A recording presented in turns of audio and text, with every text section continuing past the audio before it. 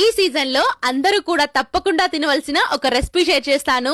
అదేనండి బోడ కాకరకాయ వేపుడు. నాకైతే చిన్నప్పటి నుంచి చాలా ఇష్టం అండి. ఈ ఎప్పుడైతే సీజన్ కి ఒక్కసారే వస్తాయి కాబట్టి తప్పకుండా మీరు కూడా ట్రై చేయండి. ముందుగా 1/2 kg కాకరకాయలు తీసుకొని క్లీన్ చేసుకొని ఈ విధంగా చిన్న ముక్కలుగా కట్ చేసుకోవాలి. ఇప్పుడు స్టవ్ పైన కడాయి పెట్టుకొని ఆయిల్ వేసుకొని ఆవాలు, జీలకర్ర, దంచుకున్న వెల్లుల్లి, ఒక పెద్ద సైజ్ ఉల్లిపాయ ముక్కలు, 2 పచ్చిమిర్చి, కరివేపాకు వేసుకొని ఉల్లిపాయ సాఫ్ట్ గా అయ్యే వరకు బాగా మగ్గించుకొని కట్ చేసుకున్న కాకరకాయ ముక్కలు కూడా వేసుకొని కొద్దిగా పసుపు వేసుకొని బాగా కలుపుకొని కాకరకాయ ముక్కలు కొంచెం మెత్తగా అయ్యే వరకు ఉడికించుకోవాలి. ఈ వేపుడు ఇలా చేశారంటే 2 రోజులున్నా పాడవదండి, అంత బాగుంటుంది.